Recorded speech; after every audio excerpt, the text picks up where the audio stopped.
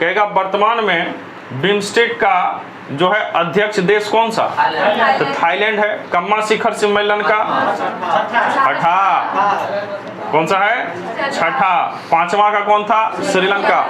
कहेगा विदेश मंत्रियों का बैठक 2024 में बिम्स्टेक का कहां आयोजित हुआ? तो भारत में हुआ। ठीक है, कोई तरह की दिक्कत निचारण बस उस देश का राष्ट्रीय अध्यक्ष उसमें सम्मिलित नहीं हो पाता है तो उस देश के राष्ट्रीय अध्यक्ष के द्वारा अपने द्वारा किसी व्यक्ति को भेजा जाएगा, है ना। जब भी शिखर सम्मेलन होगा बैठक में कौन सम्मिलित? है ना। और यही शिखर सम्मेलन देखेंगे कम्मा आयोजित हुआ 24वां, और अभी जस्ट बताए थे कि इसमें विदेश मंत्रियों की बैठक की LAC पर चर्चा हुई। कहाँ हुई थी? कजाकिस्तान के अस्ताना में। ठीक है, तो याद रखिएगा कि अब की बार 24वां SCO का जो मेजबान देश है जिसके पास अध्यक्षता है वो कौन सा देश है? कजाकिस्तान। और कजाकिस्तान की राजधानी अस्ताना। ये सब क्वेश्चन खूब पूछता है एग्जाम। हाई सहयोग संगठन भी कहते हैं, इसी को शॉर्ट में HCO कहते हैं। क्या कहते हैं? HCO।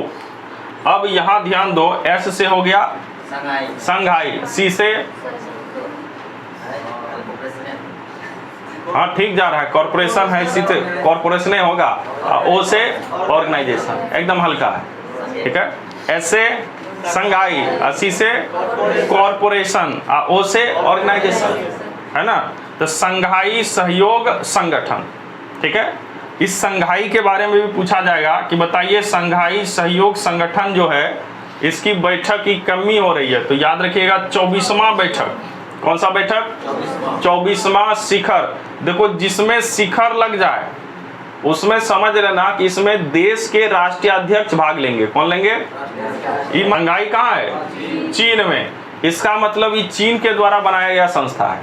ठीक है, और इसमें भी बहुत सारे देश सदस्य हैं, बहुत सारे इसमें पर्यवेक्षक भी हैं, है ना। पहले बहुत कम था, धीरे धीरे बढ़ते बढ़ते देखेंगे 9-10 भी पार करेगा।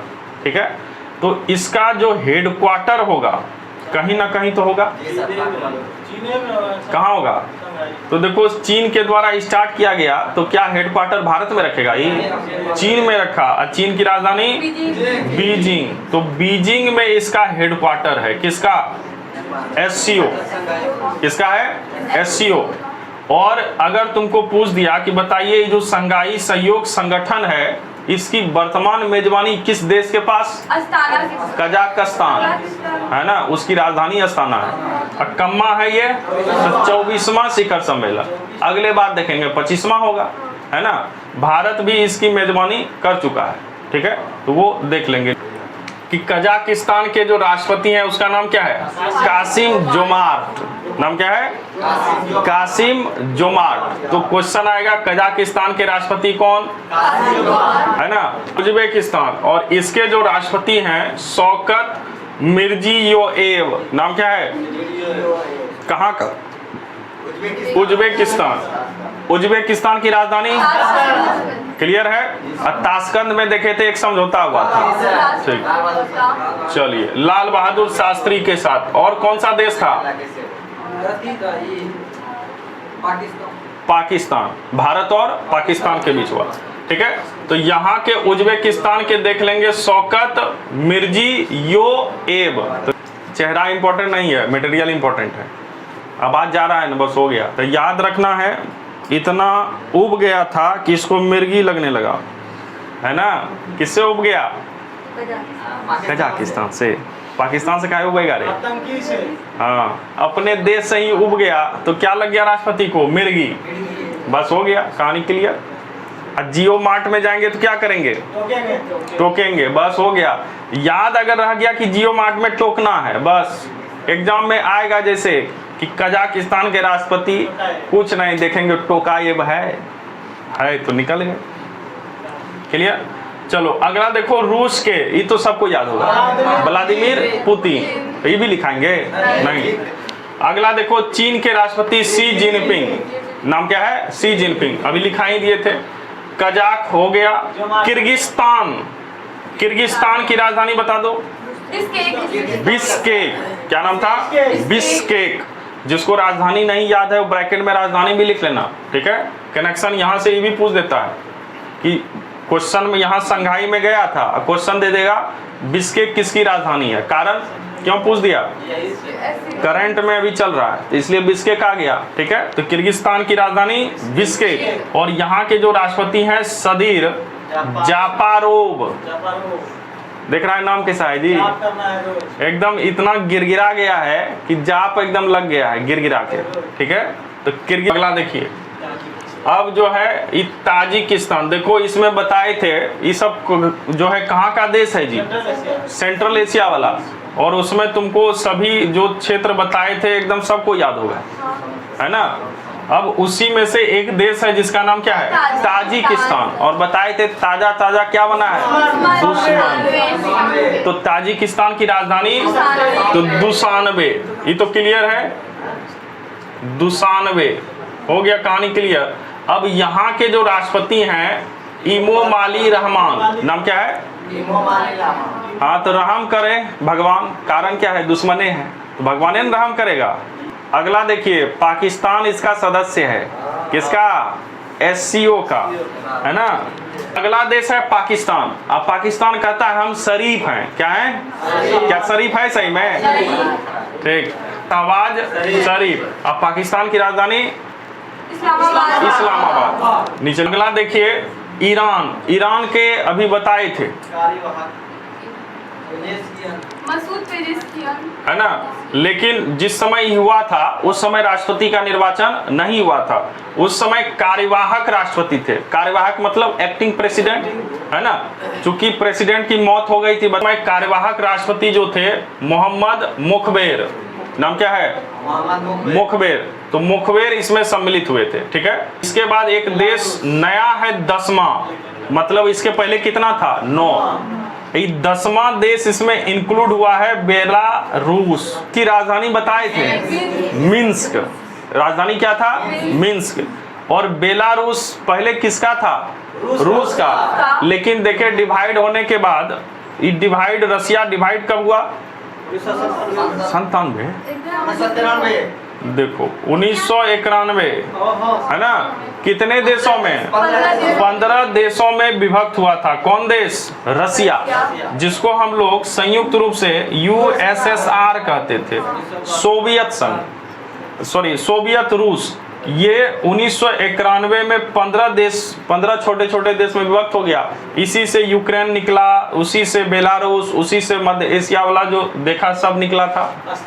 अब इसके बाद यही बेलारूस जो है एक कट्टर समर्थक है किसका, रूस का, और इसके जो राष्ट्रपति हैं लुकाशेंको, ये हमेशा जो है व्लादिमीर पुतिन के एकदम फेवर में रहते हैं। हो गया। अब बजट में क्या क्या है, 2-3 पॉइंट इंपॉर्टेंट, ठीक है। अब देखो, बजट 10 लाख दिया जाता था, राशि बढ़ाकर दुगुना कर दिए 20 लाख, कि मतलब अगर कुछ नया बिजनेस स्टार्ट करना चाहते हैं तो तुमको मुद्रा लोन मिलेगा, ठीक है। और लोन पहले कितना मिलता था, 10 लाख, अब कितना मिलेगा, ठीक है। तो ये हो गया, राशि बढ़ गई। दूसरा इंपॉर्टेंट चीज बिहार से है। अब बिहार से क्या इंपॉर्टेंट है, तो बिहार में गया में एक मंदिर है विष्णुपद मंदिर। अब देखो बजट में इसका जिक्र हुआ, अब क्वेश्चन पूछ देगा कि विष्णुपद मंदिर किस राज्य में स्थित है, अच्छा गया राज्य है, बिहार राज्य कहाँ स्थित है, क्लियर है। और विष्णुपद मंदिर जो है बिहार का सबसे अच्छा पर्यटक वाला क्षेत्र है।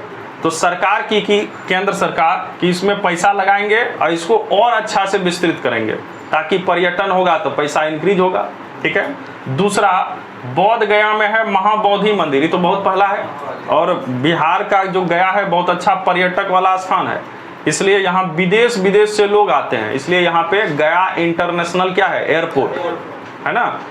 और ये महाबोधि जो मंदिर है इसको भी बहुत अच्छी तरीके से जो है कन्वर्ट करने का प्रयास किया जा रहा है। जैसे देखा होगा जो है यहाँ पे उत्तर प्रदेश में एक कॉरिडोर बना, नाथ कॉरिडोर बना था, है ना। और काशी में भोले बाबा का निवास स्थान है ना। और इस काशी को, ये काशी है कहाँ, इसी को बनारस कहते हैं, ठीक है। तो ये काशी में भोले बाबा का जो स्थान है उसको बहुत अच्छा तरीके से कॉरिडोर के रूप में बनाया गया, मतलब बहुत सजा दिया गया। लोग अब यहाँ घूमने जाते हैं, जब घूमने जाएंगे तो ठहरेंगे, तो आसपास होटल वोटल की व्यवस्था है ना, रहने के लिए होटल, खाने पीने के लिए होटल। तो बताओ कितने लोगों को रोजगार मिला एक कॉरिडोर बनाने से। ऐसा अगर बिहार में पूरा ही कॉरिडोर बन जाएगा, महाबोधि मंदिर कॉरिडोर, तो समझ जाओ और भी विस्तृत एरिया हो जाएगा, है ना। तो पर्यटन को बढ़ावा मिलेगा कि नहीं। तो सबसे बड़ा जो पूंजी है यहाँ से मिलता है। सऊदी अरब जो देखते हो, इसके पास पैसा कहाँ से है, ये तो कहीं खेती होता है। सबसे ज़्यादा है वहाँ पे पर्यटन, है ना। लोग घूमने जाते हैं, छुट्टी मनाने कहाँ जाएंगे, धूप में, वहाँ बालू फांकने जाएंगे। कारण क्या है, वहाँ पे इतना ऊंचा ऊंचा बिल्डिंग सब बना दिया कि लोग घूमने जाते हैं, है ना, पिकनिक करने। कहाँ चल दिए, किसके लिए, पर्यटन के लिहाज से। तो बिहार में भी कौन सा मंदिर, विष्णुपद, और दूसरा महाबोधि। तो विष्णुपद याद हुआ कहाँ है, कहाँ है, और दूसरा महाबोधि मंदिर। तो इसको विकसित करने के लिए बजट में कुछ पैसा दिया गया। दूसरा याद रखिएगा कि एक नालंदा विश्वविद्यालय अभी देखे थे, कौन सा विश्वविद्यालय का अभी उद्घाटन हुआ, नालंदा। तो इसको भी विस्तृत करने के लिए इसमें बजट में कुछ दिया गया। ठीक है, तो 3 चीज देख लेंगे बिहार में, एक विष्णुपद मंदिर, दूसरा बोध गया में महाबोधि मंदिर, और तीसरा नालंदा। इन सबको विकसित करने के लिए कुछ आवंटित पैसा किया गया। ठीक है, चलो इसमें सबसे इंपॉर्टेंट याद रखना कौन सा, काहे कि महाबोधि सबको याद रहता है, कहाँ पे है, गया में। विष्णुपद अगर पूछ देगा तो फिर इधर उधर भागेगा दिमाग, याद रहेगा ना। देखो बजट जो पेश हुआ, इस बजट में क्या क्या दिया गया, तो इसमें है कि जो भी जिसकी भी सैलरी सालाना 0 से कितना 3 लाख के बीच है, उसको कितना टैक्स लगेगा, 1 टका भी नहीं। ठीक है, और सैलरी अगर बढ़ा 3 लाख से 7 लाख, तो टैक्स कितना लगेगा, 5% सरकार खींचेगी। मान लो किसी व्यक्ति का, जैसे एनटीपीसी में बताया कि 40-50 पहुंचेगा, तो बच्चों के 48, देखो ये कैटेगरी टप गया, 48 बढ़ गया, है ना। तो इसका सैलरी का कितना परसेंट, 5% तुम्हारे सैलरी से डिडक्ट होगा, किसके अकाउंट में जाएगा, सरकार के अकाउंट। कौन खर्चा, हाँ, अगर टैक्स बचाना है तो इसमें दिखाना होगा कि फलाने LIC में दिए हैं, यहाँ सरकार का कोई स्कीम है उसमें इन्वेस्ट किए हैं, पोस्ट ऑफिस में जमा किए हैं, है ना। तो पहले सरकार तुम्हारा पैसा काटेगी, काटने के बाद एक सुना होगा इनकम टैक्स रिटर्न फाइल होता है, जिसको ITR कहते हैं, है ना। और ये ITR तुमको फाइल करना होगा, उसमें सब चीज बताना होगा कहाँ कहाँ पैसा इन्वेस्ट किए। तो जितना पैसा सरकार काटी थी, अगर लगेगा कि इन्वेस्ट किया है, उतना पैसा तुमको लौटा देगी, हो गया, है ना। लेकिन पैसा पहले काटेगी। ठीक है, तो देखिए कहाँ से कितना पैसा इनकम करोगे तो टैक्स नहीं लगेगा, 0 से 3 लाख तक, और 3 से 7 करोगे कितना लगेगा, 7 से 10 करोगे तो 10%, 7 से 10 में 10% ले लेती है। मतलब अगर 100 रुपए कमाया तो 10 टका सरकारें ले लेगी, है ना, स्थिति ऐसा है। और सबसे ज्यादा टैक्स देने वाला फिल्म कलाकार कौन सा, सबसे ज्यादा टैक्स देने वाला अक्षय कुमार सबसे ज्यादा टैक्स देता है, रिकॉर्ड। इनकम टैक्स के द्वारा, ऑफिस के द्वारा उसको प्राइज भी दिया जाता है कि आप बहुत ज्यादा टैक्स दिए, है ना, तो सबसे ज्यादा टैक्स वो देता है। अब देखो इसमें स्लैब में यही 2 याद रखोगे बस काम बन जाएगा, सब रटने की आवश्यकता नहीं। कितना आता है तुमको पूछ देगा कि एंजल टैक्स का संबंध किससे है, तो इनकम टैक्स से है, आयकर से है। किससे है, आयकर। अब ये पहले लगता था कंपनी पर कि कोई भी कंपनी अगर लिस्टेड नहीं है सरकार के लिस्ट में, तो उसमें तुमको क्या देना होता था, एंजल टैक्स। अगर लिस्टेड है तो जैसे टैक्स लगता है लगेगा। अगर तुम्हारा सरकार के लिस्ट में लिस्टेड नहीं है तो तुमको एक टैक्स देना होगा, जिसको नाम क्या दिए थे। इससे क्या अभी देखा था कि नरेंद्र मोदी को क्या पूरा बहुमत मिला, नहीं मिला। किसके किसके बल पर सरकार खड़ी हुई, नीतीश और चंद्रबाबू नायडू। नीतीश मतलब बिहार और चंद्रबाबू नायडू मतलब आंध्र प्रदेश। ठीक है, तो इसको लेकर बिहार और आंध्र प्रदेश को इस बजट में खूब पैसा दिया गया। लीजिए, भागिएगा नहीं, कारण है तो फेमस है नीतीश कुमार, किसके लिए? पलटी मारने के लिए। तो खूब पैसा दे के मुंह बंद कर दिया गया। ठीक है, तो याद रखिएगा बिहार को भी दिया गया पैसा। ठीक है, इसके साथ झारखंड, पश्चिम बंगाल, उड़ीसा और आंध्र प्रदेश के सर्वांगीण विकास के लिए एक योजना चली है जिसका नाम क्या है? पूर्वोदय योजना। अब क्वेश्चन आ जाएगा, इस प्रकार से खूब क्वेश्चन आता है। क्वेश्चन देगा पूर्वोदय योजना का संबंध किस राज्य से है? तो कितने राज्य? एक बिहार, झारखंड, पश्चिम बंगाल, उड़ीसा और आंध्र प्रदेश। क्लियर है? तो क्या लिखे? प्रधानमंत्री उन्नत ग्राम योजना का संबंध जनजातीय समुदाय से है। जनजातीय समुदाय से है।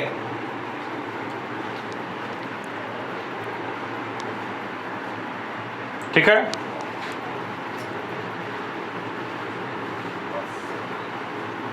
इससे पहले एक योजना देखे, पूर्वोदय योजना।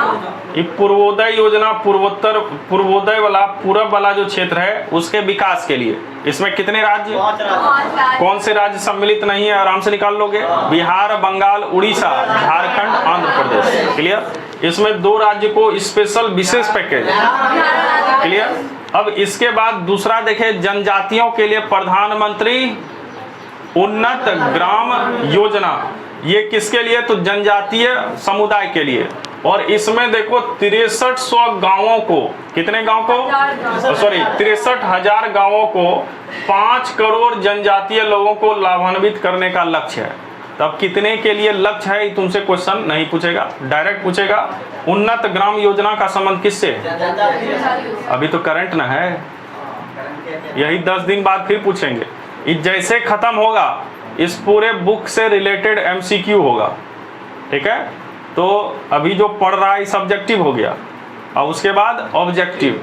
तो बता, अब इसके बाद अगर यहाँ से क्वेश्चन पूछ दिया पूर्वोदय, तो कितनों अगर भुला रहेगा तो नहीं मार पाओगे। ठीक, तो बताओ रेलवे निकलेगा कि नहीं? फॉर्म भर दिया? हाँ, बढ़िया से चूज करके भर देना। चलिए, अब अगला देखो, एक योजना है वात्सल्य। नाम क्या है? वात्सल्य। अब वात्सल्य मतलब बच्चा से रिलेटेड होगा। ठीक है, तो इसमें देखो अल्प अवयस्क। अवयस्क मतलब जिसका 18 साल पूरा गया है, नहीं पूरा है। तो जो 18 वर्ष से कम है उनके लिए एक योजना चलाई गई है। नाम क्या है? वात्सल्य। मतलब उनको कुछ पेंशन दिया जाएगा। जैसे वृद्धा पेंशन होता है कब? 60 के बाद। ई पेंशन कब मिलेगा? 18 से पहले। मतलब बीच वाले को कुछ नहीं मिलेगा। ठीक है, बीच वाले के लिए भी है। कौन सा देता है? बेरोजगारी भत्ता। देखो नाम भी दिया तो बेरोजगारी भत्ता।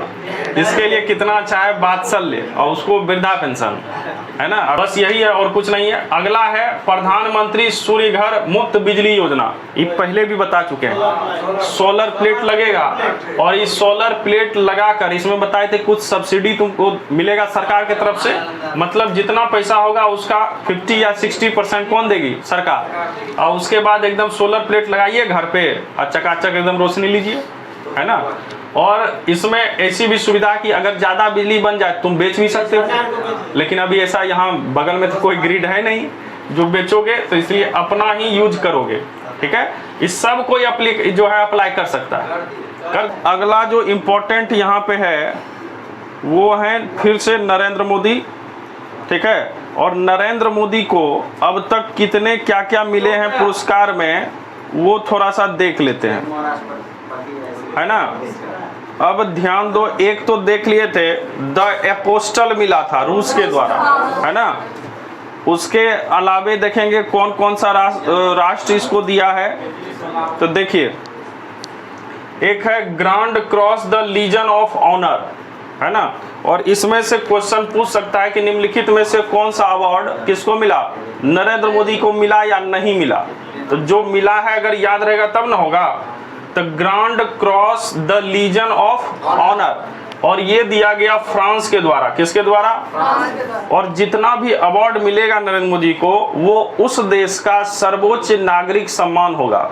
जैसे भारत का सर्वोच्च नागरिक सम्मान भारत रत्न है, ठीक है, वैसे ही हर एक देश का अपना एक सर्वोच्च सम्मान होता है जो सबको दिया जाता है। और यहाँ पर the grand cross the legion of honour किस देश का? फ्रांस का। किसको मिला? ठीक। दूसरा देखेंगे ऑर्डर ऑफ नील। नील से याद रखना नील नदी, नील नदी, नील नदी याद है ना? और नील नदी किसकी देन? मिस्र की। तो अगर आ गया ऑर्डर ऑफ नील तो ऑर्डर ऑफ नील कहाँ जाएगा? मिस्र के द्वारा दिया जाएगा। उसके बाद है companion of the order of लोगोहू, है ना? क्या नाम है? लोगोहू। तो याद रखिएगा पापुआ न्यू गिनी, पापुआ। अगला देखेंगे कंपेनियन, दोनों में कंपेनियन लगा हुआ है, of the order of Fiji. ये फिजी है, फिजी। फिजी की राजधानी सुबा, है ना? तो फिजी के जो प्रधानमंत्री थे उनके द्वारा ये सर्वोच्च सम्मान नरेंद्र मोदी को प्रदान किया गया। पहला क्या था? Grand cross the legion of honour. दूसरा देखिए ऑर्डर ऑफ नील, किसके द्वारा? मिस्र के द्वारा। Companion of the order of लोगोहू, किसके द्वारा? Papua New Guinea. और यहाँ पे देखेंगे companion of the order of Fiji, तो फिजी के द्वारा दिया गया। और फिजी की राजधानी सुबा। एक क्वेश्चन भी पूछा था, फिजी की राजधानी, ठीक है। अगला देखिए रिपब्लिक ऑफ पलाऊ का एवाकल अवार्ड। मतलब ये पलाऊ एक देश है पापुआ न्यू गिनी का, है ना, उसी के आसपास। और इसी के द्वारा दिया गया एवाकल अवार्ड। किसको दिया गया? नरेंद्र मोदी। ये इतना फेमस नहीं है ये सब। नील बहुत ज्यादा फेमस है, क्वेश्चन पूछता है। Order of Nile, grand cross the legion of honour, France के द्वारा। और फ्रांस से एक जहाज हम लोग कैरी किए थे। चलिए अगला देखो, एक है order of the Druk Gyalpo, the order of the Druk Gyalpo. और ये किसके द्वारा? तो अपना बगल वाला है भूटान। भूटान भी कहा हम दे देते हैं, और भूटान के नरेश के द्वारा दिया गया। उसके बाद है legion of merit, legion of merit. ये कहाँ का? अमेरिका का। ध्यान देना, ये अमेरिका का सैन्य पुरस्कार है। सैन्य मतलब सेना को दिया जाता है। और किसको दिया गया है? तो ये इंपॉर्टेंट है, इसलिए ध्यान रखना। चूंकि अभी तक जितना दिया गया वो कैसा था? नागरिक सम्मान। ये कैसा है? सैन्य सम्मान। नाम क्या है? Legion of merit. और लीजन ऑफ मेरिट, अब मेरिट में सबसे हाई कौन? अमेरिका, तो अमेरिका दिया, ठीक है। नाम क्या है? लीजन ऑफ मेरिट, ठीक है। उसके बाद यहां देख रहे हैं king Hamad order of the renaissance. Renaissance का अर्थ क्या होता है? रेनेसा का अर्थ क्या होता है? पुनर्जागरण, फिर से जागना। तो देखो king Hamad order of the renaissance, ये भी मोदी को दिया गया। और किस देश के द्वारा?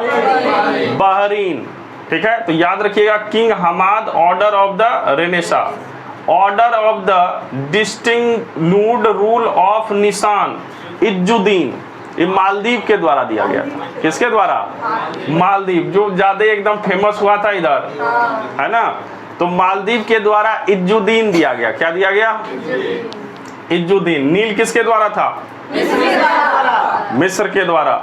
उसके बाद legion of merit, merit America. Clear है? चलिए अब देखो order of the saint Andrew the apostle, यही दिया गया था इधर रूस के द्वारा जब मोदी जी गए थे। कौन सा है? Order of saint Andrew the apostle, ठीक है, ये रूस के द्वारा। ऑर्डर ऑफ जायद, तो देख रहे हो जायद इन नामे से क्लियर हो रहा है, यूएई के द्वारा दिया जाएगा, ठीक है। तो ऑर्डर ऑफ जायद किसके द्वारा? यूएई। दूसरा ध्यान दीजिएगा, यूएई मतलब संयुक्त अरब अमीरात। और सबका ही क्या है? सर्वोच्च नागरिक सम्मान किसने अपना सैन्य बलों वाला सम्मान दिया? अमेरिका। नाम क्या है? Order of merit. क्लियर? तो एकदम आसान था, 2 लाइन का है, ऑर्डर ऑफ मेरिट। अब मेरिट में सबसे ज्यादा कौन? ठीक। अब ध्यान दो, इसमें एक देख रहे हो grand collar of the state of फिलिस्तीन, तो नामे में इसमें है, ये एग्जाम में नहीं पूछेगा कि किस देश ने दिया, तो फिलिस्तीन ने दिया। दूसरा है स्टेट ऑर्डर ऑफ गाजी अमीर अमीनुल्लाह खान, ये अफगानिस्तान, ये भी पड़ोसी है ना, ये अफगानिस्तान के द्वारा दिया गया गाजी अमीर अमानुल्लाह खान, है ना, वहाँ के एक प्रसिद्ध नेता थे, उन्हीं के नाम पर ये अवार्ड रखा गया है और ये प्रदान किया गया। उसके बाद एक और सर्वोच्च है order of the king Abdul Aziz Al Saud. तो देखो, जब यूएई देगा, यूनाइटेड अरब अमीरात देगा, तो सऊदी अरब क्या कहेगा? हम नहीं देंगे, बगले का है ना, ये भी कहा हम भी देंगे। Order of the king Abdul Aziz Al Saud. Clear है? अब इसमें ध्यान रखना, जिसमें नाम लगा हुआ था ये तो क्वेश्चन नहीं पूछेगा, जिसमें नाम नहीं है वो क्वेश्चन आ सकता है। ठीक है, तो इसलिए ध्यान रखिएगा। ये किसके द्वारा दिया? Order of the king Abdul Aziz, सऊदी अरब के द्वारा। कोई तरह की दिक्कत? चलिए आगे बढ़ते हैं इसको। और एक अरुंधति राय है, नाम सुना होगा, बहुत फेमस है ना, नाम क्या है? लेखिका अरुंधति राय। इन्होंने एक जो है एक लिखा था पोयम, नाम बताओ कोई। देखो गधा, अभी नहीं लिखी है, बहुत पहले लिखी थी, और बच्चा बच्चा इसका पोयम पढ़ता है। English poetry. हाँ, क्या बोल रहा है? हाँ, ये स्मॉल थिंग्स वाला था। ठीक है, a god of small things, है ना, तो इन्हीं के द्वारा लिखा गया था। और लेखिका कौन? अरुंधति राय। एकदम एक मुखर प्रकार की है। मुखर मतलब होता है किसी के सामने दबाव में नहीं आएंगे, चाहे सरकार हो या कोई, है ना, जो सही है वो अपना ही वक्तव्य, लेखिका है तो लेखनी के द्वारा सब कुछ एकदम बयान कर देगी, है ना। क्या किसी से डरती है? नहीं डरती है, इसलिए अवार्ड मिला है। नहीं डरती है इसलिए अवार्ड मिला, ये नहीं कि कोई जो है लिखा इसके लिए अवार्ड मिला, नहीं डरी। ठीक है, तो देख लो, निर्भीक एवं मुखर लेखिका है, इसलिए इनको क्या मिला? पेन प्रिंटर पुरस्कार मिला। और ये पेन प्रिंटर पुरस्कार जो है, ये एक संस्था है, इंग्लिश पेन। ठीक है, एक संस्था है, ट्रस्ट है, चैरिटी है, इसी के द्वारा प्रदान किया जाता है। तो अगर तुमसे पूछ देगा अरुंधति राय को कौन सा पुरस्कार, कहेगा किस रचना के उपलक्ष्य में मिला? देखो कह रहा स्मॉल, अरे कोई रचना के लिए नहीं मिला, ये एकदम निर्भीक है, साहसी है ना, इसलिए इनको मिल गया पेन। देखिए, शाहरुख खान को लोकार्नो फिल्म फेस्टिवल अवार्ड मिला है। कौन सा? लोकार्नो। ये लोकार्नो भारत में नहीं होता है, कहाँ का है? स्विट्जरलैंड का, है ना। तो स्विट्जरलैंड में लोकार्नो फिल्म फेस्टिवल महोत्सव, फेस्टिवल मतलब महोत्सव में करियर अचीवमेंट पुरस्कार दिया गया। तो लोकार्नो फिल्म फेस्टिवल अवार्ड किसको मिला? शाहरुख खान को। अच्छा, मतलब प्रोसेस इधर चल रहा था इसलिए इनको मिल गया। अभी हाल में अभी चल रहा है आईफा अवार्ड, है ना। इस आईफा अवार्ड जो है ये 2024 है ना। और ये जो आईफा अवार्ड देख रहे हो, इसका जो आयोजन हुआ कहाँ हुआ? हाँ,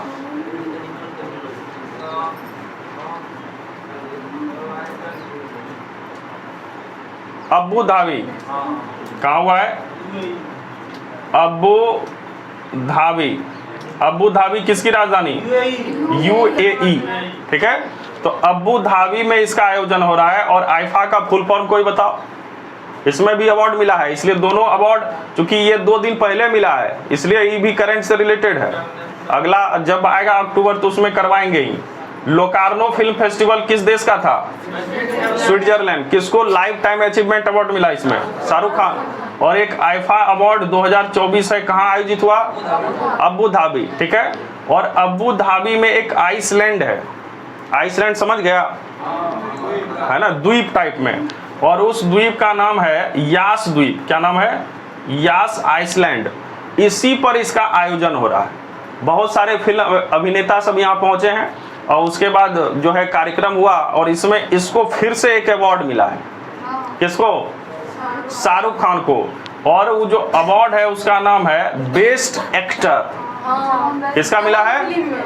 बेस्ट एक्टर। बेस्ट एक्टर मतलब पूरे साल भर इनका प्रदर्शन अच्छा रहा।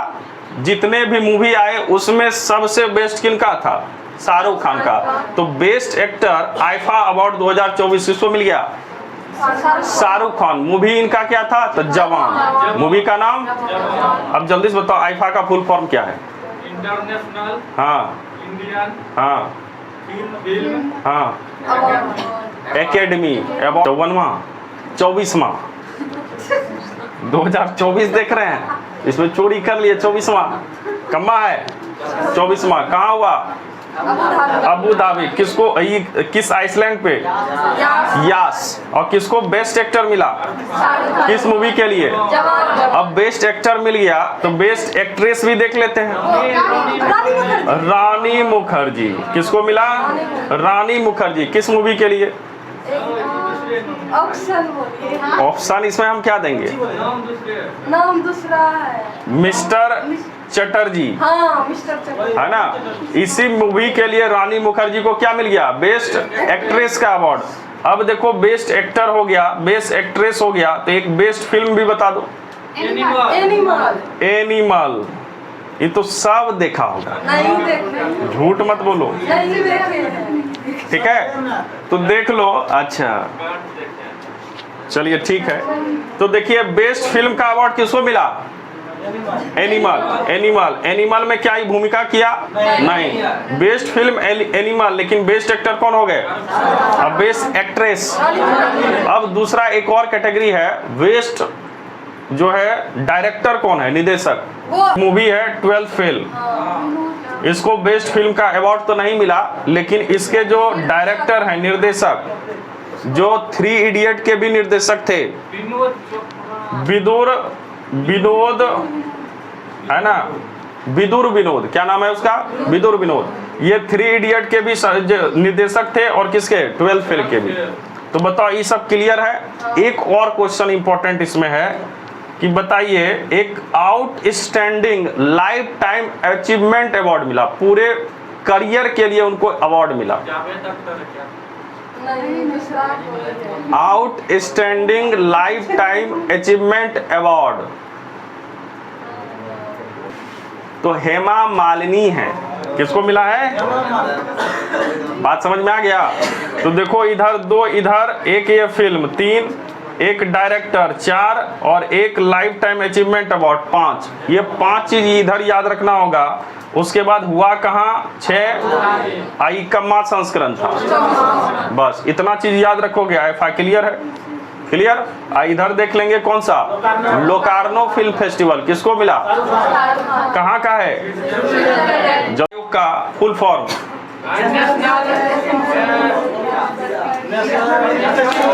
National institution for transforming India. स्थापना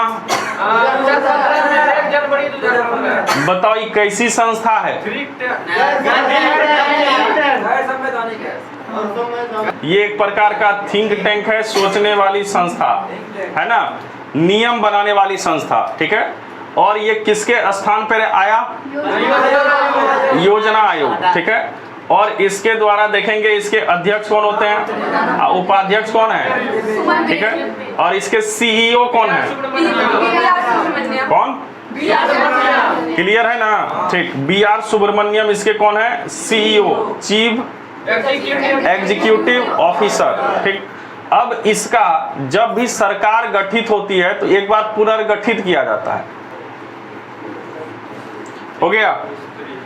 चलिए अब इंपॉर्टेंट चीज जो अगला है वो है नियुक्ति। और ये सब नियुक्ति सब डायरेक्ट क्वेश्चन पूछता है RRB सब में, है ना, कि फलाने पोस्ट पर किसकी नियुक्ति हुई।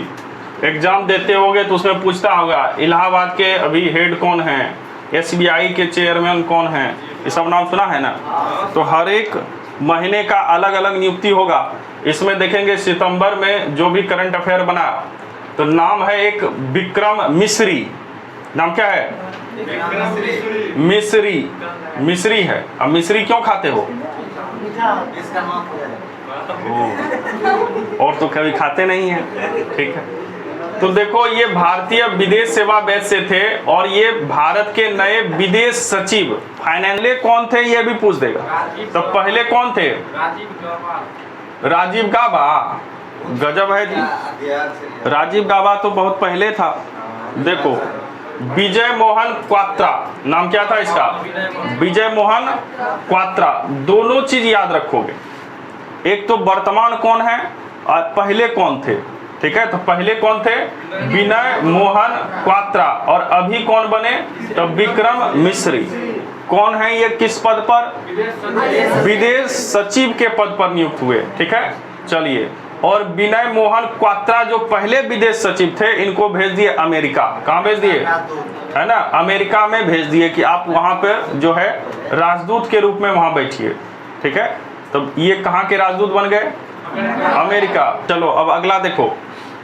देखो नाम क्या है? धीरेन्द्र के ओझा। और इनको PIB का हेड नियुक्त किया गया। PIB प्रेस इंफॉर्मेशन ब्यूरो, है ना, प्रेस सूचना bureau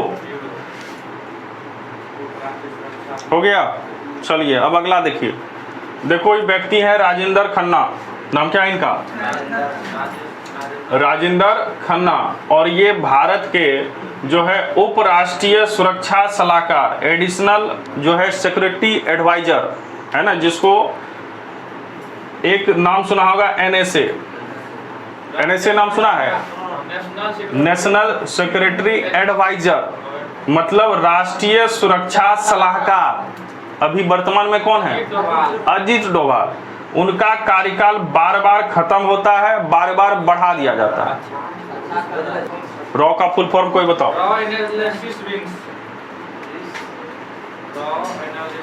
research and analysis wing. Raw कहता है गधा का, रिसर्च एंड एनालिसिस विंग, ठीक है। ये रॉ का फुल फॉर्म कई बार ये पूछा गया है, इसलिए ध्यान रखना। अब यहाँ ध्यान दीजिए, एक नए व्यक्ति हैं शेखर कपूर। अच्छा एक तुम लोग से क्वेश्चन, ये बता दो NSA का पद जो है किस समय लाया गया, मतलब किस प्रधानमंत्री के द्वारा NSA का पद एक नया सृजन हुआ? मोदी। LIC का full form? Life insurance corporation. Clear? चलिए तब तो ठीक है। लाइफ इंश्योरेंस कॉर्पोरेशन ये पहले पूर्णतः सरकारी था, अब इसका कुछ शेयर प्राइवेट में बेच दिया गया, ठीक है। तो अब दोनों का मिक्सिंग होके चलता है। अब इसमें LIC के जो चेयरमैन हैं सिद्धार्थ मोहंती, ठीक है, ये अब बन गए प्रबंधक निदेशक सह CEO। CEO मतलब चीफ एग्जीक्यूटिव ऑफिसर, ठीक है। तो अभी अगर पूछ देगा LIC के CEO कौन है या महानिदेशक कौन है? कौन है? देखो ये इंपॉर्टेंट है CSIR, क्योंकि ये एक साइंटिफिक एजेंसी है ना, विज्ञान के क्षेत्र में रिसर्च सब करता है, तो इसलिए ये इंपॉर्टेंट है। क्या नाम है इसका? CSIR, council of scientific and industrial research, ठीक है। इसका फॉर्म भी निकलता है, जो फॉर्म भर के तुम इसमें नौकरी पा सकते हो। वैज्ञानिक एवं औद्योगिक अनुसंधान परिषद CSIR, और इसी के जो है महानिदेशक चेंज हुए हैं और उसका नाम क्या है? N कलई सेल्वी। तो CSIR के निदेशक कौन? कलई सेल्वी। SBI ये तो नाम सब सुना होगा, है ना, स्टेट बैंक ऑफ बंगलोर, अच्छा इंडिया। तो state bank of India SBI, इनके चेयरमैन नए बनेंगे CS शेट्टी। CS शेट्टी, तो S से स्टेट बैंक, S से शेट्टी, एकदम। चलिए अब जो अगला है ये तो और मोस्ट इंपॉर्टेंट है, नियुक्ति से अगर रहे ना रहे क्वेश्चन इससे जरूर रहेगा। कारण है ये एक यूरोपीय संघ और दूसरा है नाटो, बहुत चर्चा में भी चलता है। नाटो क्यों चर्चा में है? तो रूस यूक्रेन युद्ध को लेकर, है ना। यूरोपीय संघ क्यों चर्चा है? तो वो भी उसी को लेकर, ठीक है। दोनों इंपॉर्टेंट। और यूरोपीय संघ के हेड कौन है अभी? एंटोनियो कोस्टा है उर्सुला वॉन डर लेयन। हाँ, उर्सुला वॉन डेर लेयन, ये अभी तक पद पर बने हुए हैं। कहाँ का? यूरोपीय यूनियन। कहाँ का? यूरोपीय यूनियन, यूरोपीय संघ के हेड कौन? Ursula von der Leyen. लेकिन उसमें कुछ चेंज हो गया। क्या? तो जो अध्यक्ष है वो अध्यक्ष अभी तो है ही, उसमें देखेंगे कि इसी यूरोपीय संघ में एक पद है यूरोपीय परिषद। जैसे यूएनओ कहते हैं ना, यूएनओ का अलग अलग संस्था है, तो वैसे ही यूरोपीय संघ का एक निकाय है, विभाग है, जिसका नाम है यूरोपीय परिषद। नाम क्या है? यूरोपीय परिषद, यूरोपीय काउंसिल। क्या नाम है? काउंसिल। इसी के जो अध्यक्ष हैं ये चेंज हो रहे हैं। यूरोपीय काउंसिल के अध्यक्ष चेंज हो रहे हैं और ये अध्यक्ष बन रहे हैं कहाँ के? पुर्तगाल के पूर्व प्रधानमंत्री। पहले प्रधानमंत्री थे और उनका नाम है एंटोनिया कोस्टा। यही देख के बोला था वीरे, ये लोग तो एकदम जो है। तो एंटोनियो कोस्टा कहाँ से आ गया यूरोपीय यूनियन में, है ना। तो यूरोपीय यूनियन में कौन सा परिषद? तो यूरोपीय परिषद के अभी अध्यक्ष कौन बनेंगे? Antonio Costa. Antonio Costa. अब याद करो, तुमको पुर्तगाल देश दिखाए थे।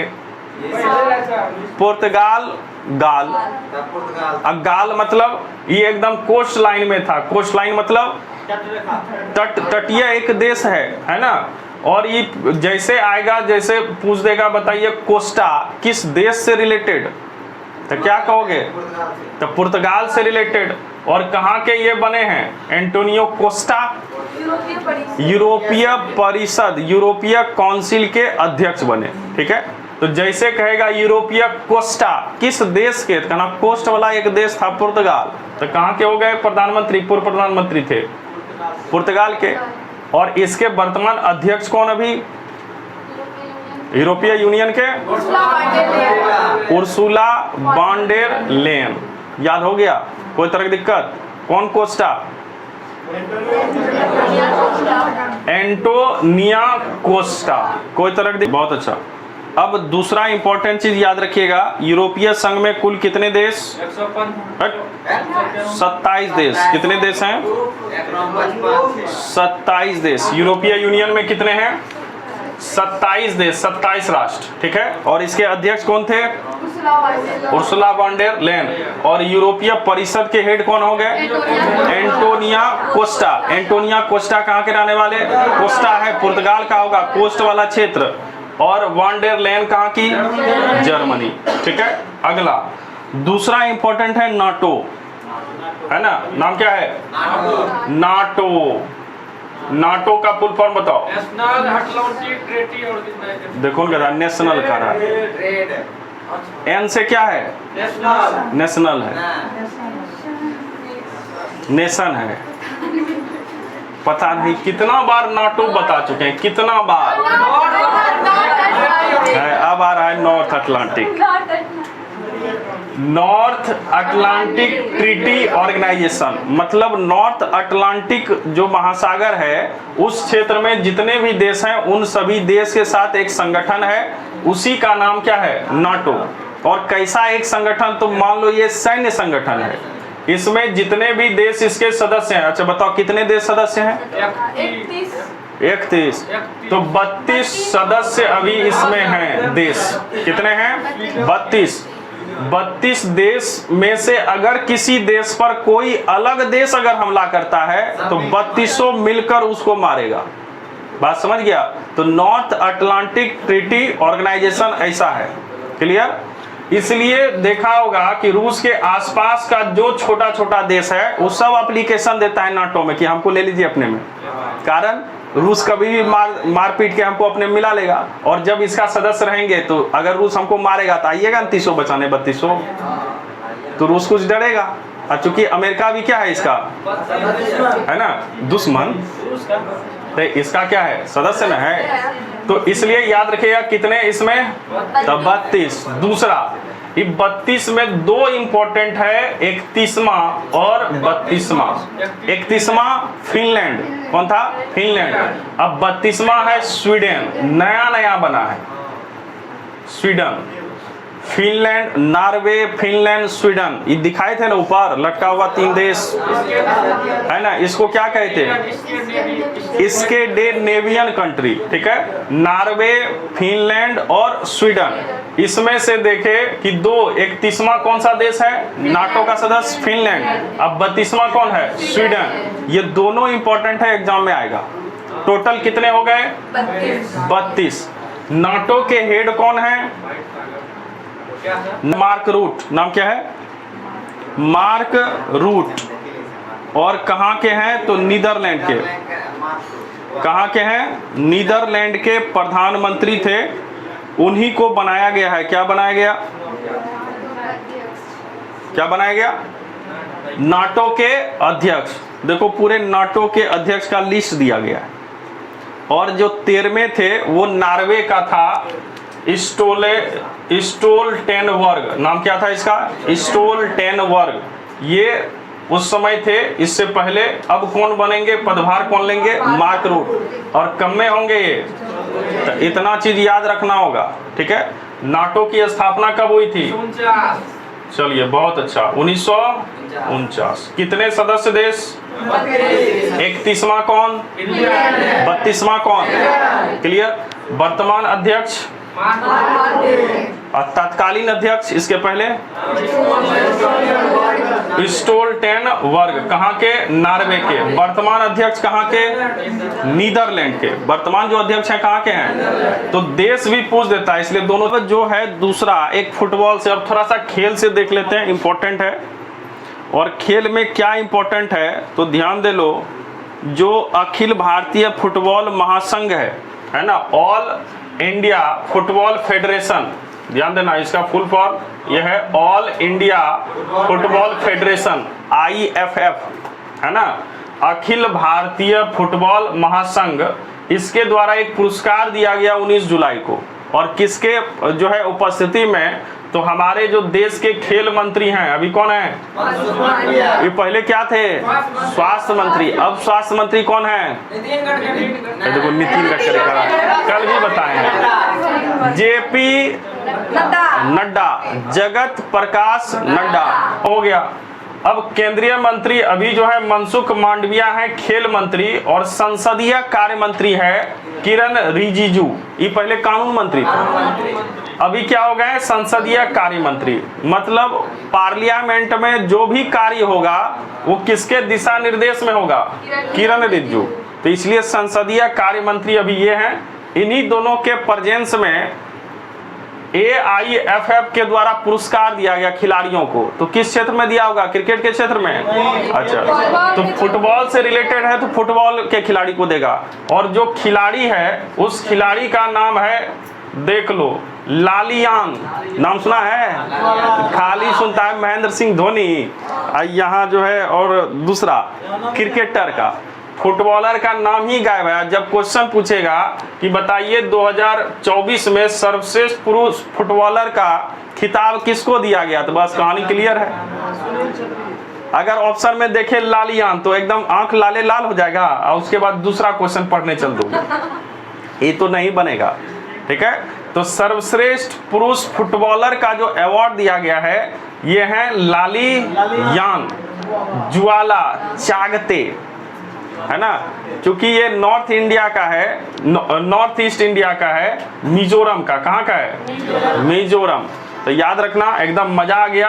लालियान ज्वाला चागते को क्या मिल गया, सर्वश्रेष्ठ फुटबॉलर का अवार्ड, ये पुरुष है। एक महिला है तमिलनाडु की, और इसका नाम क्या है? इंदुमती। ये नाम एकदम जनरली कॉमन है ना? तमिलनाडु में ये नाम कॉमन है, इंदुमती। ठीक है, तो इंदुमती को मिल गया सर्वश्रेष्ठ महिला फुटबॉलर, और लालियान को क्या मिल गया? चलिए अब देखिए, इधर लिख दिए किसको मिला? AIFF all India football federation award 2024 किसको मिला? पुरुष में लालियान, कहाँ के रहने वाले? मिजोरम। अब महिला इंदुमती, कहाँ की? तमिलनाडु। क्लियर है? चलो अब देखिए, अभिनव बिंद्रा नाम सुना होगा। अभी एक महिला फेमस हुई थी, मनु भाकर। मनु भाकर भी एयर पिस्टल में उनको अवार्ड मिला, काश से मिला। कौन सा मिला? काश। और इनको भी जो ये अवार्ड मिला था, ये भी 10 मीटर में। इनको भी क्या मिला था? 10 मीटर में। और इनको कैसा मिला? स्वर्ण, गोल्ड। अब मनु भाकर को क्या मिला? काश से। और इनको जो मिला था 2008 में, बीजिंग ओलंपिक नाम था। क्या नाम था? ठीक है। अब यहां देखेंगे, जो अभिनव बिंद्रा है, इनको ओलंपिक समिति का सर्वोच्च सम्मान दिया गया, ओलंपिक ऑर्डर। निशानेबाजी से रिलेटेड है। अब देखिए, ओलंपिक में किसी व्यक्तिक मतलब पर्सनल, है ना? पर्सनल स्पर्धा मतलब होता है खेल में स्वर्ण पदक जीतने वाले पहले भारतीय खिलाड़ी हैं। कौन जी? अभिनव बिंद्रा। ठीक है। अब देखिए, इनको जो सम्मान दिया गया, ये पहले भारतीय हैं जो ये सम्मान मिला। सम्मान का नाम क्या था? Olympic order. ठीक है। चलिए, अब कब दिया गया? तो यही 142वें सत्र में दिया गया। अंतर्राष्ट्रीय ओलंपिक का 142वां सत्र था, उसी में दिया गया। ठीक है। चलिए देखो, ये वाला तुमको बता चुके थे जब घोषणा हुई थी, है ना? 25 जून को जो है संविधान हत्या दिवस के रूप में मनाया गया, है ना? पार्लियामेंट में अधिवेशन हुआ और एक सेशन में ये प्रस्ताव पारित कर दिया गया कि अब हर एक साल 25 जून को क्या मनाएंगे? संविधान हत्या दिवस। इस दिन क्या हुआ था? राष्ट्रीय आपातकाल लागू की थी। किसने? इंदिरा गांधी ने। और इसमें बताए थे, किस चीज का हवाला दी थी? आंतरिक अशांति, है ना? और बाद में इस आंतरिक अशांति को वहां से संशोधित करके हटा दिए थे। क्या डाल दिए? सशस्त्र विद्रोह। ठीक है। तो आंतरिक अशांति का हवाला देकर इंदिरा गांधी ने 25 जून 1975 को क्या लागू किया था? राष्ट्रीय आपातकाल, नेशनल इमरजेंसी। इसमें देखे थे, सभी जितनी भी राजनीतिक पार्टियां थी, सभी के हेड को पकड़ के जेल में डाल दिया गया था। इसी दौरान लालू जी भी जेल में थे, और इसी दौरान उनकी बेटी हुई थी। अब बेटी का नाम क्या रखे थे? मीसा। कारण इसी मीसा एक्ट में इनको जेल दिया गया था, तो इसी के उपलक्ष्य में अपनी बेटी का नाम मीसा रख दिए। ठीक है। तो है एकदम कॉमेडियन राजनेता। दूसरा इंपॉर्टेंट चीज ध्यान दीजिएगा कि इसका कितना वर्ष हो गया? तो 49 वर्ष हो गया। ये भी क्वेश्चन पूछ देगा कि राष्ट्रीय आपातकाल का कितना वर्ष हुआ? 49, 49 वर्ष। और इसको किस दिवस के रूप में मनाएंगे? संविधान हत्या दिवस। क्लियर है? तो ये तो लिखा दिए थे, फिर लिखा दें? लिखाने की आवश्यकता है? एक देखे थे, ऑपरेशन विजय हुआ था, जिसको हम लोग कारगिल दिवस के रूप में मनाते हैं। कब हुआ था? 26 अप्रैल 1999। 26 जुलाई 1999 था। 26 जुलाई है। दिखा दिए? 26 जुलाई 1999, इसी को कारगिल विजय दिवस के रूप में मनाते हैं। इसमें दो चीज हुआ था कि वायुसेना ने भी ऑपरेशन किया था, थल सेना ने। वायुसेना का ऑपरेशन था सफेद सागर, कारण, और इस विजय दिवस को यहाँ पे जो है बहुत अच्छी तरीके से जो है इसका महोत्सव किया गया भटिंडा में। नाम सुना है भटिंडा? है ना? भटिंडा में एक एयरबेस है, उसी पर इसका जो है पूरा महोत्सव किया गया। और एयरबेस का नाम है किसियाना। नाम क्या है? किसियाना। एयरबेस का नाम, किसियाना। तो अगर पूछ देगा किसियाना तो बस कहानी क्लियर था, लेकिन अब तो ठीक ठाक कर लोगे कि किसियाना क्या है। तो एयरबेस है, यहाँ से वायुसेना का जहाज उड़ान भरता है। किस राज्य में स्थित है? हाँ देखो, जब किसी भी चीज का 25 वर्ष पूरा होता है तो हम लोग रजत जयंती मनाते हैं, है ना। 25, 50, 75, 100। मोदी देख रहा है आजादी का 75वां वर्ष कितना एकदम ढिंडोरा पीट रहे हैं, है ना। तो 25, 50, 75, है ना, हाँ 125 ऐसे करते रहना फिर बैठ के, ठीक है। तो रजत क्रांति मनाया गया किसका? कारगिल विजय दिवस का। और इसका एयर शो कहाँ हुआ? किसियाना एयरपोर्ट। कहाँ पे स्थित है? पंजाब के भटिंडा में। हाँ ये इंपॉर्टेंट है। देखो, चीनी स्टार्टअप कंपनी, स्टार्टअप समझते हो क्या? स्टार्टअप मतलब होता है नई नई कंपनी जो स्टार्ट होती है, ठीक है। तो एक स्टार्टअप कंपनी था अंतरिक्ष के क्षेत्र में। कारण है अमेरिका बहुत सारे प्राइवेट कंपनी को जो है लाइसेंस दे दिया कि तुम रॉकेट छोड़ो, है ना। इसलिए देखते हो कि स्पेस एक्स, है ना, वर्जिन गैलेक्टिक्स, बहुत सारे जो है ऐसे ऐसे एजेंसी है जो अपना अपना रॉकेट कहाँ छोड़ रहा है और सबको अंतरिक्ष की यात्रा भी करवा रहा है ना। तो इसलिए चीन भी सोचा हम भी प्राइवेट के हाथों में देते हैं, इंडिया भी प्राइवेट के हाथों में दिया है ना। 2-3 संस्था को कि लीजिए आप भी जो है रिसर्च कीजिए। तो चीन भी ऐसा किया, लेकिन दुर्भाग्यवश इसका जो स्टार्टअप था वही फ्लॉप हो गया। जो लॉन्च किया मिसाइल, सब मिसाइलें नष्ट हो गया। 3 को कर रहा था, तीनों गायब हो गया, ठीक है। तो एक गहरा धक्का लगा। और इसका जो ये कंपनी है इसका नाम है आई स्पेस। नाम क्या है? तो आई स्पेस की 3 सैटेलाइट जो है ये नष्ट हो गई। इसलिए याद रखिएगा आई स्पेस का संबंध किस देश से? चीन से। चीन में एक स्टार्टअप कंपनी थी जो एक किसी संस्थान का 3 सैटेलाइट ले जा रहा था लॉन्च करने के लिए, और तीनों का तीनों क्या हो गया? बीच में ही ध्वस्त हो गया। कहानी हो गया। चलिए अब देखिए अगला। देखो, नेपाल में एक विमान दुर्घटनाग्रस्त हो गया। नेपाल में हमेशा ऐसा होता है। कारण छोटा है सर, हवाई पट्टी छोटा, एकदम पास में ही मिल जाएगा। कहीं कहीं ऐसे ऐसे है, ऐसे इसी पे हवाई पट्टी है, ज्यादा अगर गए तो नीचे गिर जाएंगे, है ना। तो ऐसे विषम परिस्थिति में यहाँ टेक ऑफ और लैंडिंग होता है ना। और यही एक हवाई अंतर्राष्ट्रीय हवाई अड्डा है, त्रिभुवन। तो क्वेश्चन यही पूछेगा, त्रिभुवन अंतर्राष्ट्रीय हवाई अड्डा कहाँ है? तो अभी देख रहे हैं तब ना, नेपाल और काठमांडू जाएंगे। तो ये त्रिभुवन याद रखिएगा काठमांडू में स्थित है, ठीक है। और इसी में जो है विमान क्या हो गया? दुर्घटनाग्रस्त हो गया। अब दूसरा एक अभ्यास है जो क्वेश्चन आता है 110%। सैन्य अभ्यास। सैन्य अभ्यास मतलब 2 देश की सेना आपस में अभ्यास करेगी कि अगर युद्ध होगा तो कैसे होगा, कैसे काम करेंगे, ठीक है। तो एक सैन्य अभ्यास है रिमपेक। नाम क्या है? रिमपेक। और ये विश्व का सबसे बड़ा कैसा है? ये भी पूछ लेता है कि रिमपेक, ये नहीं पूछेगा किन 2 देशों के बीच हुआ, ये किन सेनाओं के बीच अभ्यास हुआ। एयरफोर्स, नेवी दे देगा एक तुम्हारा थल सेना। तो क्या कहोगे?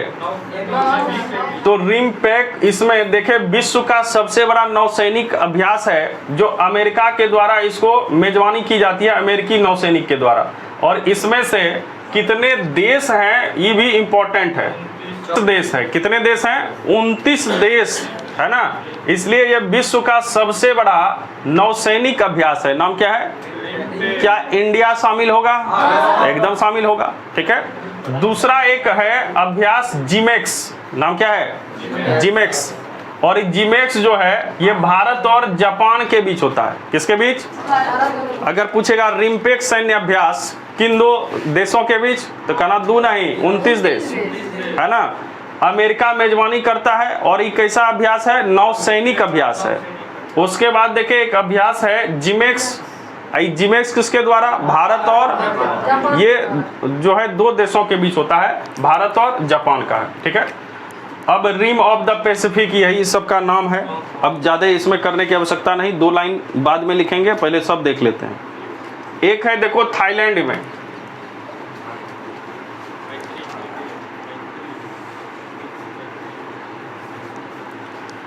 देखिए बहुत का नाम एकदम पुराना ही रहता है, वही चलता है, ठीक है।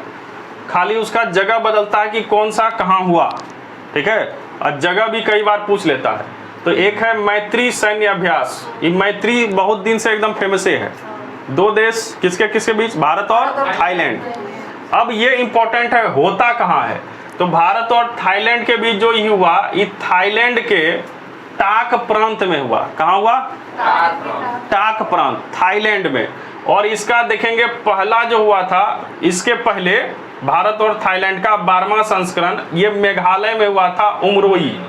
कहाँ हुआ था, मेघालय के उमरोई, नाम क्या है, आई मेघालय का उमरोई। क्वेश्चन आ चुका है एग्जाम में कि मैत्री सैन्य अभ्यास भारत और थाईलैंड के बीच कहाँ आयोजित किया गया, तो ये मेघालय के उमरोई में हुआ था। लेकिन अभी 2024 का टाक प्रांत, क्लियर है। अब इसके बाद देखेंगे भारत और मंगोलिया के बीच होगा नोमैडिक एलिफेंट, नाम क्या है इसका, नोमैडिक एलिफेंट, ठीक है।